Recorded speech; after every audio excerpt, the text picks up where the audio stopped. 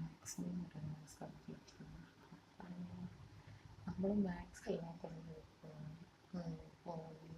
L K G മുതൽ U K G 1, 2, 3, 5 5-ാം class വരെ പാടാണെന്ന് പറയുന്നത്. അല്ലാതൊക്കെ ഇങ്ങനെ ഓരോന്നത്ര എഴുതുന്നത്. പിന്നെ ഒരു 5-6 ഇതിലെങ്കിലും പടം കൊടുക്കും. എത്രണ്ണം ഉണ്ടെന്ന് 6 ഉണ്ടെങ്കിൽ 6 അങ്ങനെയൊക്കെയാണ്. അല്ലെങ്കിൽ ചേരുമ്പടി ചേർക്കാൻ അല്ലെങ്കിൽ വിട്ടുപോയാൽ എഴുതാനൊക്കെ ഇത് പോകും ചെറിയ ക്ലാസ്സിൽ. എത്ര എണ്ണം ഉണ്ട് അത്ര എണ്ണം എണ്ണീട്ട് അടിയിൽ എഴുതാൻ അങ്ങനെയൊക്കെ. 5-ാം ക്ലാസ് മുതൽ 10-ാം ക്ലാസ് അല്ലെങ്കിൽ +1 +2 മാത്സ് എന്ന് പറഞ്ഞ സബ്ജക്റ്റ് ഉണ്ടെങ്കിൽ 5-ാം ക്ലാസ് മുതലൊക്കെ നമ്മൾ പഠിക്കുന്ന ഭിന്നസംഖ്യ, അംശബന്ധ, അതുപോലെ തന്നെ ഘനരൂപങ്ങൾ അല്ലെങ്കിൽ പണപ്പെരുപ്പം, പണമിടപാടുകൾ, അങ്ങനെയുള്ള പാഠങ്ങൾ. ഈ പാഠമൊക്കെ എല്ലാ കൊല്ലവും പഠിക്കുന്നതാണ്. ഇതിൻ്റെ മറ്റേനാണ് ക്വസ്റ്റ്യനോ അല്ലെങ്കിൽ എന്തെങ്കിലും ക്വസ്റ്റ്യൻ എന്ന് പറയുമ്പോൾ ഓരോ പേര് അല്ലെങ്കിൽ ഇപ്പോൾ അംശബന്ധമാണെങ്കിൽ സംഖ്യകൾ അങ്ങനെയൊക്കെ മാറി വരുന്നത്. ഇപ്പോൾ എന്തെങ്കിലും ഒരു കോൺ വരയ്ക്കാൻ പറഞ്ഞാലും അതിൻ്റെ അളവ് അതേ മാറി വരും. നമ്മൾ ഓരോ വർഷം ചെയ്യുമ്പോൾ നമ്മൾ ഓർക്കും ഇതെങ്ങനെ ചെയ്യുന്നത് അല്ലെങ്കിൽ എനിക്കൊരു വർഷത്തെ അറിയാം, അടുത്ത വർഷം നമുക്കറിയില്ല. കാരണം ഈ ഒരു വർഷം പഠിക്കുന്നതാണ് അടുത്ത വർഷം പഠിക്കുന്നത് നമ്മൾ ആരും ചിന്തിക്കുന്നില്ല.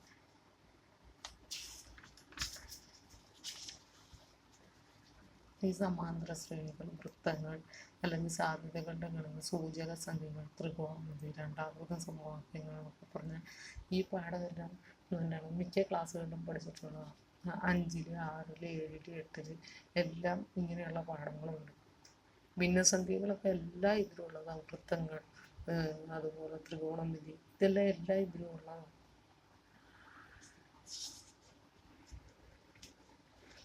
ഒരു വർഷം പഠിച്ചത് ചിലപ്പോൾ നമുക്കിനി അടുത്ത വർഷത്തേക്ക് ആവശ്യമില്ല എന്നുള്ളത്.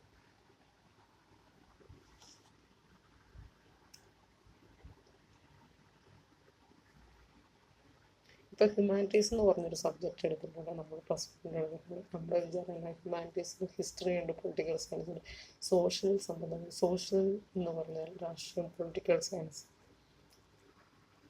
ലോകസഭയും രാജ്യസഭയും അല്ലെങ്കിൽ ഗാന്ധിസം ഉദാര തത്വങ്ങൾ, ഗാന്ധിയൻ തത്വങ്ങൾ, അതുപോലെ തന്നെ ഇങ്ങനെയുള്ളതെല്ലാം നമ്മൾ എല്ലാ കൊല്ലവും പഠിക്കുന്നതാണ്. സോഷ്യൽ സംബന്ധപരമായ വിഷയം പൊളിറ്റിക്സ്.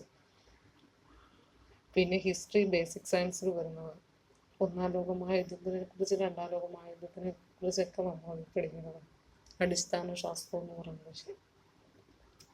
പിന്നെ ബയോളജി, കെമിസ്ട്രി, ഫിസിക്സ് അത് നമ്മൾ സയൻസ് എടുത്താലും ഉണ്ടാകാം, മാത്സ് എടുത്താലും ഉണ്ടാകുന്ന ഒരു വിഷയം. അത് നമ്മൾ പഠിക്കുന്നതായ കാര്യങ്ങളല്ലെങ്കിൽ കുറച്ച് ക്വസ്റ്റ്യന് അല്ലെങ്കിൽ എന്തെങ്കിലും പടം തന്നിട്ട് പിന്നെ ഒരു പാരഗ്രാഫ് തന്നിട്ടായിരിക്കും കുറച്ച് ക്വസ്റ്റ്യൻ തന്നെ. അപ്പോൾ അതിൻ്റെ ആൻസർ ആ പാരഗ്രാഫ് അല്ലെങ്കിൽ എന്തെങ്കിലും പടം തന്നിട്ട് അതിൻ്റെ നേരെ എഴുതി വെച്ചേക്കുന്നത് അങ്ങനെ എടുത്ത് എഴുതാനുള്ളൂ. ബയോളജി, ഫിസിക്സ്, കെമിസ്ട്രി എന്ന് പറഞ്ഞിട്ടുണ്ട്. പക്ഷെ അത് നമ്മൾ വിചാരിച്ചേക്കുന്നത് തന്നെ നമുക്ക് ഈ 8-ാം ക്ലാസ് മുതലാണ് ബയോളജി, ഫിസിക്സും കെമിസ്ട്രിയും. നമ്മുടെ വിചാരം അത് +1 +2 നമുക്കത് ആവശ്യമില്ല എന്നുള്ളതാണ്. എന്നാണോ അത്രയും ക്ലാസ്സിൽ 8 മുതൽ 10 വരെ പഠിച്ചതല്ല നമ്മൾ +1 +2 പഠിക്കണമെന്നാണ് നമ്മൾ വിചാരിച്ച് വെച്ചത്. നിങ്ങൾ 8-ാം ക്ലാസ്സിലെ മുതലുള്ള പുസ്തകം നിങ്ങൾ തുറന്നു നോക്കി, നിങ്ങൾക്ക് +1 +2 ആവശ്യമുള്ളത്. അതുപോലെ തന്നെ മാത്സ് ആണെങ്കിലും അങ്ങനെ തന്നെ. എങ്ങനെയാണേലും ചെയ്യുന്ന രീതി സെയിമാണ് മാത്സിൽ. പിന്നെ ഹിസ്റ്ററി എന്ന് പറയുന്നത് നമ്മൾ ജോഗ്രഫി, ഹിസ്റ്ററി നമ്മൾ സോഷ്യലിൽ പഠിക്കുന്ന ഒരിതാണ്. അപ്പോൾ ഹ്യൂമാനിറ്റീസ് എടുത്തിട്ടുണ്ടെങ്കിൽ ഹിസ്റ്ററി എന്ന് പറയുന്ന ഒരു സബ്ജക്റ്റ് ഉണ്ടാകും. അപ്പോൾ നമ്മൾ ഹിസ്റ്ററി എന്ന് കേൾക്കുമ്പോൾ നമ്മൾ അതിനെക്കുറിച്ച് ഹിസ്റ്ററിയിൽ എന്തൊക്കെ പഠിക്കാനുള്ളതെന്നൊക്കെ ചിലപ്പോൾ നമ്മൾ അറിഞ്ഞിട്ടുണ്ട്. അപ്പോൾ നമ്മൾ ഹിസ്റ്ററി പഠിച്ചിട്ടുള്ളതല്ലേ ചെറിയ ക്ലാസ്.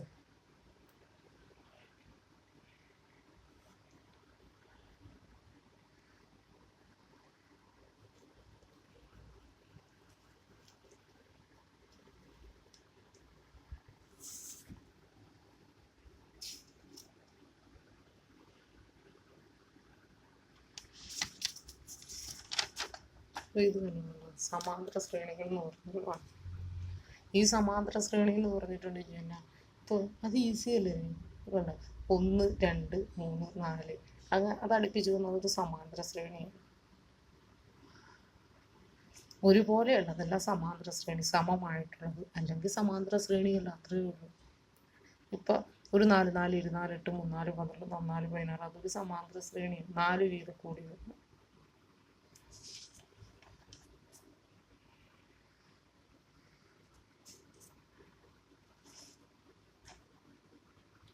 പിന്നെ ഈ ഈ ക്വസ്റ്റ്യൻ നോക്കിയാൽ സമഭുജ ത്രികോണം, സമചതുരം, പഞ്ചഭുജം എന്നിങ്ങനെ തുടർന്നുള്ള ജ്യാമിതീയ രൂപങ്ങളുടെ ശ്രേണിയിൽ നിന്ന് ചുവടെ പറയുന്ന സംഖ്യാശ്രേണികൾ ഉണ്ടാകാൻ പറഞ്ഞാൽ വർഷങ്ങളുടെ എണ്ണം 3 4 5.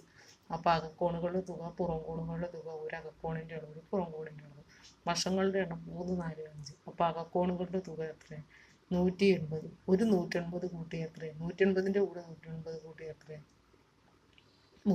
18 18 കൂട്ടിയ 36. അപ്പോൾ 360.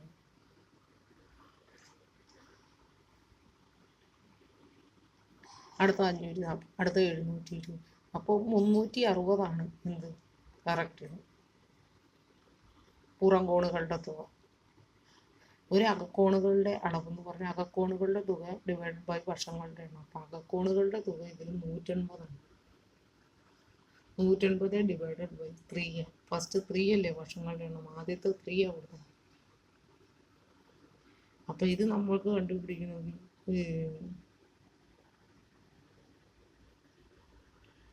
1 6 6 2 6 12 3 6 18. അങ്ങനെയാണ് 180 വരുന്നത്. നമ്മൾ സാധാരണഗതിയിൽ ഇത് ഹരിച്ച് നോക്കിയിട്ടാണ് ചെയ്യുന്നത്, 180 ഹരണം 3. പക്ഷെ ഇത് വേറൊരു രീതിയിൽ ഇത് കണക്ക് ചെയ്യാൻ പറ്റും. എന്ന് വെച്ചാൽ ഇപ്പം 60 1 6 ഇത് 60 വന്നാൽ എങ്ങനെയാണ്? 1 6 6 2 6 12 3 6 18. അങ്ങനെയാണ് 180/3.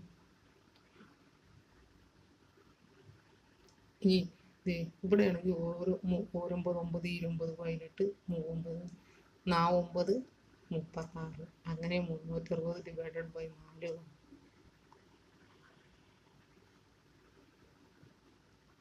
ഇനി 108 5 പ്രാവശ്യം കൂട്ടി നോക്കിയാൽ 540 കിട്ടും. അതായത് 540/5 108 ഡിഗ്രി. അതുപോലെ തന്നെ 120 6 പ്രാവശ്യം കൂട്ടിയിട്ടുണ്ടെങ്കിൽ മറ്റേ 72 720 കിട്ടും. അപ്പോൾ അതാണത് ശ്രേണി 60 90 108 120.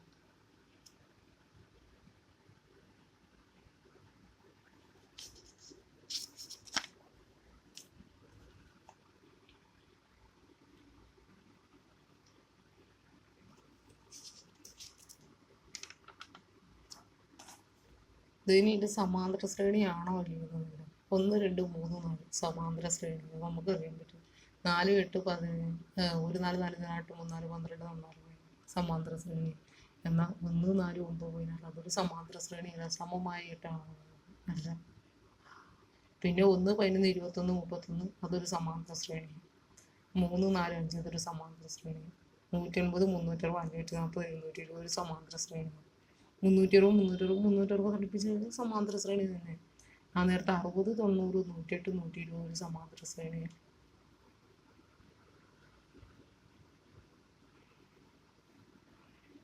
അതുപോലെ 3 6 10 അതൊരു സമാന്തര ശ്രേണിയല്ല.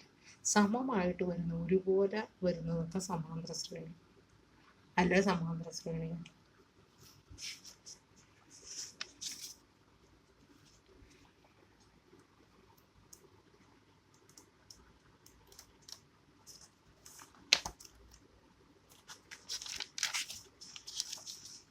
ഈ ഒരു ഒറ്റ പാഠം കൊണ്ട് ഉദ്ദേശിക്കുന്നതാണ് തുല്യമായിട്ട് വന്നാൽ സമാന്തര ശ്രേണി അല്ലെങ്കിൽ.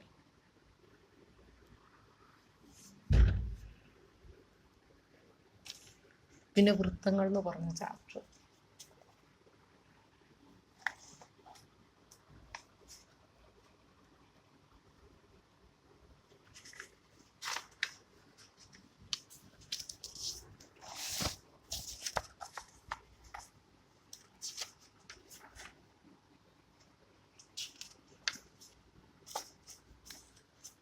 വൃത്തങ്ങൾ എന്ന് പറഞ്ഞൊരു ചാപ്റ്റർ ആണ്.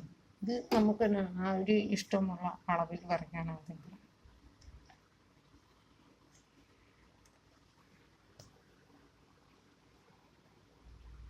എന്നിട്ട് നേരെ കണ്ട എക്സ് വൈ, ഇവിടെ എന്നാ 2 ഭാഗം എക്സ്, ഇവിടെ 2 ഭാഗം വൈ എന്ന് കൊടുത്തേക്കാം. അതിന് ഓരോ പേരുണ്ട്, ഓരോ ലെറ്റർ എഴുതി വെച്ചേക്കണുണ്ടോ.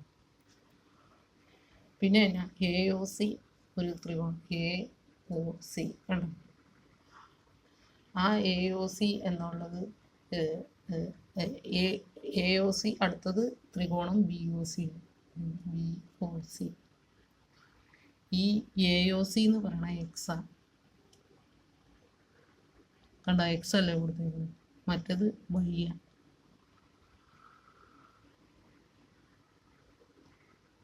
അപ്പം therefore കോൺ സി എന്ന് പറയുവാണെങ്കിൽ കോൺ സി കണ്ടു എക്സും വൈ, എക്സ് പ്ലസ് വൈ. പിന്നെ ത്രികോണം എ ബി സിയിലെ കോണുകളുടെ തുക 180 ഡിഗ്രി.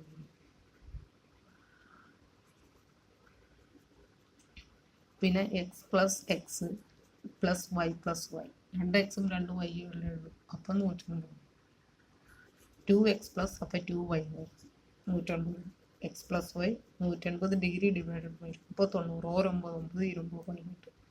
അപ്പം സി എന്ന് പറയണ 90 ഡിഗ്രി.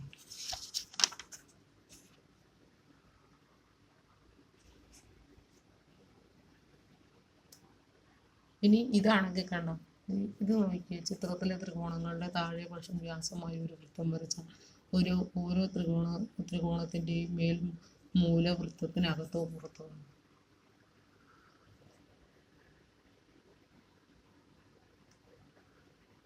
ഇത് നമുക്ക് കണ്ടാൽ അറിയാം ഒരു വൃത്തത്തിൻ്റെ അകത്താണോ അതോ പുറത്താണോ.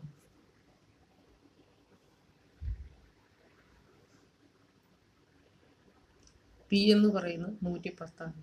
പി 110 അല്ലേ ഇവിടെ കൊടുത്തിട്ടുണ്ട്.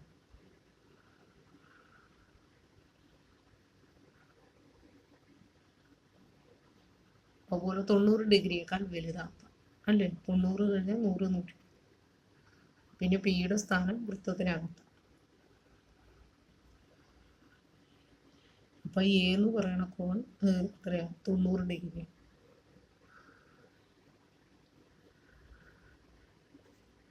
പിന്നെ ക്യൂബിന്റെ സ്ഥാനം വൃത്തത്തിലായിരിക്കും. അപ്പൊ 6 എന്ന് പറയണ 70 ഡിഗ്രി.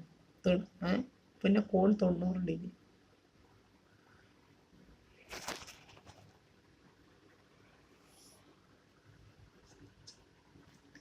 അതുപോലെ അതിന്റെ സ്ഥാനം 6ന്റെ സ്ഥാനം വൃത്തത്തിന് പുറത്ത്.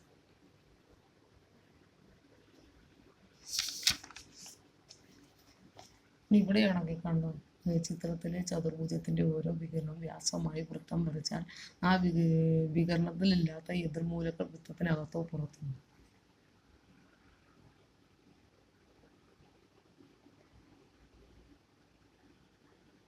ഇവിടെ 360 വന്നെങ്ങനെ, ഈ 360 എങ്ങനെ വരും.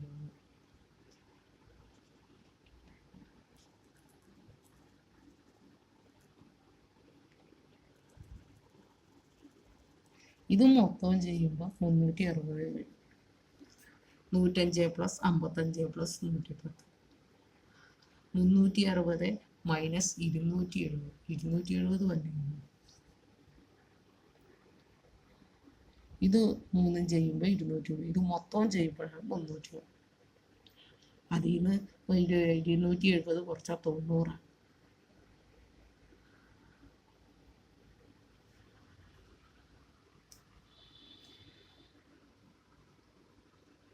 പിന്നെ എ സി വ്യാസമായ ഒരു വൃത്തം വരച്ചാൽ ഡിയുടെ സ്ഥാനം വൃത്തത്തിനകത്തായിരിക്കും. കോൺ ബി 55 ഡിഗ്രി, പിന്നെ 90 ഡിഗ്രി. അപ്പം therefore ബിയുടെ സ്ഥാനം വൃത്തത്തിന് പുറത്താണ്. അപ്പൊ ബി ഡി വ്യാസമായി വൃത്തം വരച്ചാൽ എയുടെ സ്ഥാനം വൃത്തത്തിന് ഉള്ളിലാണ്.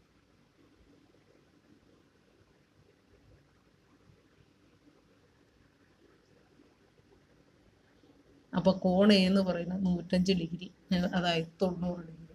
അപ്പൊ കോൺ സി എന്ന് പറഞ്ഞാൽ 110 ഡിഗ്രി, 90 ഡിഗ്രി. അപ്പൊ ഈ സിയുടെ സ്ഥാനം വൃത്തത്തിന് ഉള്ളിൽ.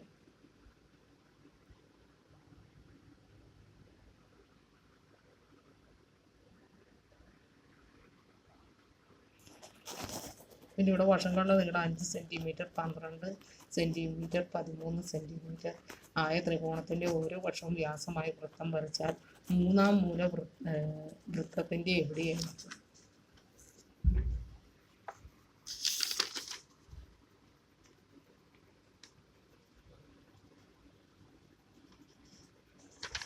ഈ എന്നാണ് ഇത് വരയ്ക്കുന്നത് എങ്ങനെയാണെന്ന് വെച്ചിട്ടുണ്ടെങ്കിൽ ഇപ്പോൾ ഒരു 6 സെൻറ്റിമീറ്റർ സ്കെയിലിൽ എടുത്ത് വൃത്തം വരയ്ക്കാൻ പറഞ്ഞു. 6 സെൻറ്റിമീറ്റർ കോമ്പസിൽ പെൻസിൽ ഘടിപ്പിച്ചിട്ട് അതിൽ 6 സെൻറ്റിമീറ്റർ 1 മുതൽ 6 സെൻറ്റിമീറ്റർ വരെ സ്കെയിൽ വെച്ച് അപ്പോൾ എന്നിട്ട് നമ്മൾ ആ കോമ്പസിൻ്റെ ആ മുന കൊടുത്ത സാധനമുണ്ട് അത് ബുക്കിൽ കുത്തണം.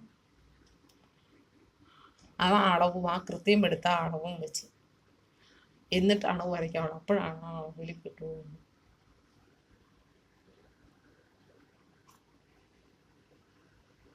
പിന്നെ അത് ഈ ടെക്സ്റ്റിലൊക്കെ കണ്ടിട്ടുണ്ടോ ഇതുപോലെയുള്ള പാരഗ്രാഫ് കൊടുത്തിരിക്കണമല്ല, ഇതൊക്കെ അത് നോക്കി മനസ്സിലാക്കി ചെയ്യാൻ ഇതില്ല. കണ്ട ഏകേന്ദ്രമായ ഒരു വൃത്തം വരച്ച് അതിൽ BC എന്നിങ്ങനെ 2 ബിന്ദുക്കൾ അടയാളപ്പെടുത്തുക. ഇതത് മനസ്സിലാക്കി ചെയ്യാനാണ്.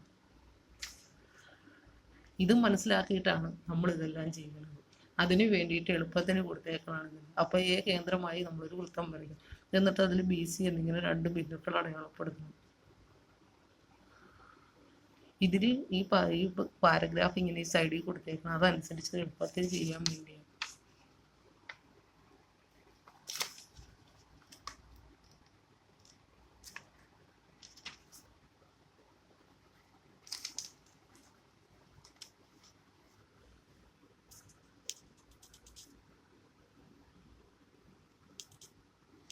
പൊതുവെ ഈ വിഷയം എന്നാണ് മാക്സിമം പറയുന്ന വിഷയം നമ്മുടെ വിചാരം ഒരു വർഷം പഠിച്ചു കഴിഞ്ഞ് ഒരു വർഷത്തേക്ക് ആവശ്യമില്ല, അല്ലെങ്കിൽ അതിൽ വരുന്ന അതിൻ്റെ അടുത്തേക്ക് വരുന്നത്. അത് നമുക്കത് ഈ എന്താ പറയുക, ഇപ്പോൾ ഒരു സിലബസ് മാറിയാൽ തന്നെയും എന്നാൽ ഇപ്പോൾ നമ്മൾ 1-ാം ലോക മഹായുദ്ധം, ഫസ്റ്റ് വേൾഡ് വാർ 1-ാം ലോക മഹായുദ്ധം എന്ന് പറയും, അത് മാറി അതിനകത്ത് 1-ാം ലോക മഹായുദ്ധത്തിൽ വന്നതെല്ലാം വേറെ മാറി സിലബസ് മാറുന്നില്ല.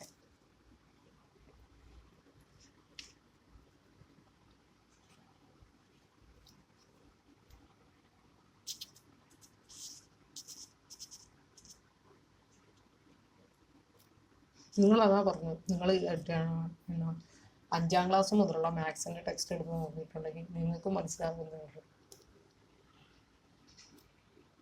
എല്ലാ കൊല്ലവും പഠിക്കുന്ന ചാപ്റ്ററൊക്കെ ഇത് തന്നെയാണ്. പക്ഷേ അതിൻ്റെ ഈ ക്വസ്റ്റ്യൻ അല്ലെങ്കിൽ എന്നാണോ അല്ലെ എമൗണ്ട് അല്ലെങ്കിൽ കോണിൻ്റെ അളവ് അങ്ങനെയുള്ളതൊക്കെ വ്യത്യാസം വരുന്നുള്ളൂ.